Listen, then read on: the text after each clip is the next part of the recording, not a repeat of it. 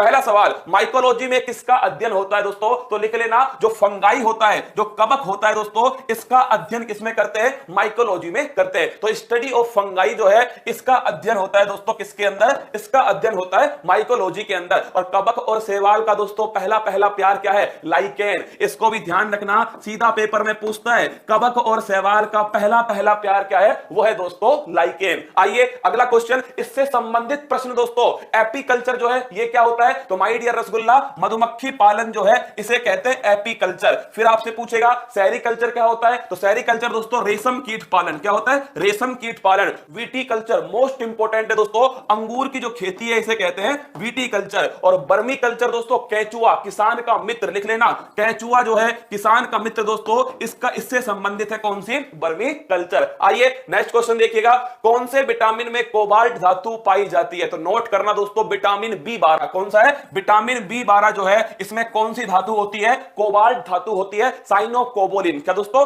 Note कर लेना, साइनोकोबोलिन जो है इसे कहते हैं विटामिन B12 को, और इसमें होती है दोस्तों कोबाल्ट धातु। अगला क्वेश्चन देखिएगा, कोशिका की ऊर्जा मुद्रा किसे कहते हैं? एटीपी। किसे बोलते हैं? ATP, adenosine triphosphate. क्या है दोस्तों? Adenosine triphosphate. और इसे ध्यान रखना, कहां पर ऊर्जा का संचय होता है? माइटोकॉन्ड्रिया के अंदर, इसलिए पावर हाउस ऑफ सेल दोस्तों माइटोकॉन्ड्रिया को कहते हैं। पेपर में पूछता है एटीपी की फुल फॉर्म क्या है?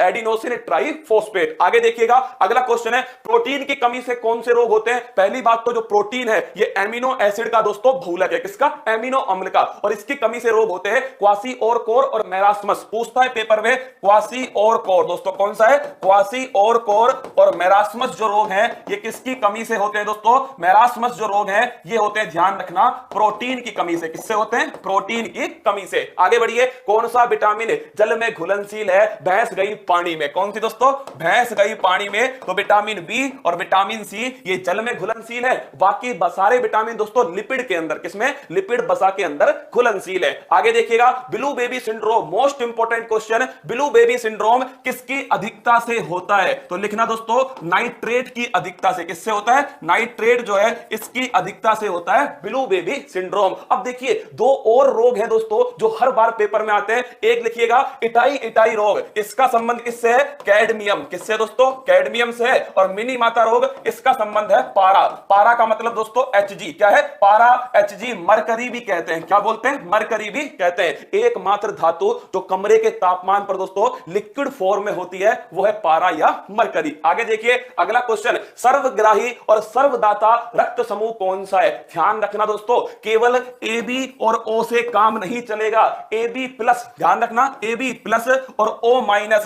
AB प्लस है जो सभी से ले सकता है। सर्वग्राही दोस्तों असेप्टर, यूनिवर्सल असेप्टर है ये, जबकि ये क्या है? यूनिवर्सल डोनर है दोस्तों, सर्वदाता है। क्या है? सर्वदाता। और आपको जानकारी होगी रक्त समूह दोस्तों किसने दिए थे? कार्ल लैंडस्टीनर ने दिए थे। आगे बढ़िए, अगला क्वेश्चन, पूर्ण पाचक रस किसे कहा जाता है? ये वो रस होता है दोस्तों जिसमें कार्बोहाइड्रेट, जिसमें दोस्तों प्रोटीन, जिसमें वसा, तीनों का पाचन होता है। और वो दोस्तों रस कहां से निकलता है? अग्नाशय ग्रंथि से निकलता है। कहां से? अग्नाशय। तो ध्यान रखना, पूर्ण पाचक रस अग्नाशय रस को कहा जाता है, जो पैनक्रियाटिक दोस्तों ग्लैंड से निकलता है। इसी अग्नाशय ग्रंथि में दोस्तों लैंगरहैंस द्वीप समूह होते हैं, जहां बीटा दोस्तों लैंगरहैंस द्वीप समूह में किसका निर्माण होता है? इंसुलिन। किसका होता है? इसी में दोस्तों इंसुलिन का निर्माण होता है, और जिसकी कमी से मधुमेह, डायबिटीज मेलिटस रोग होता है। आगे बढ़िएगा, अगला क्वेश्चन, सीरम किसे कहा जाता है? ये बड़ा गजब का क्वेश्चन है दोस्तों। प्लाज्मा जो होता है, क्या हमारे रक्त में दो भाग होते हैं, एक होता है प्लाज्मा, एक होती है दोस्तों रक्त कणिकाएं, ब्लड कार्पल्स। क्या होती है? Blood carpals.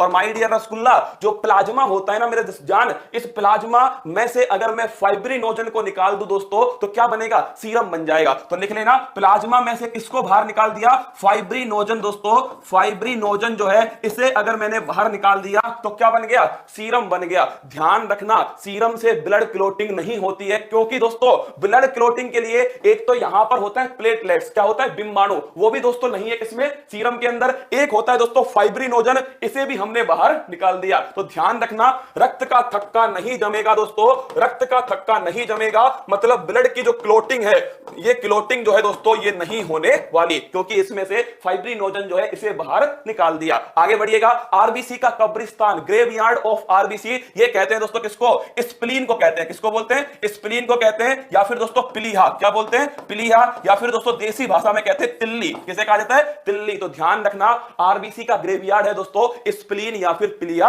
या फिर तिल्ली।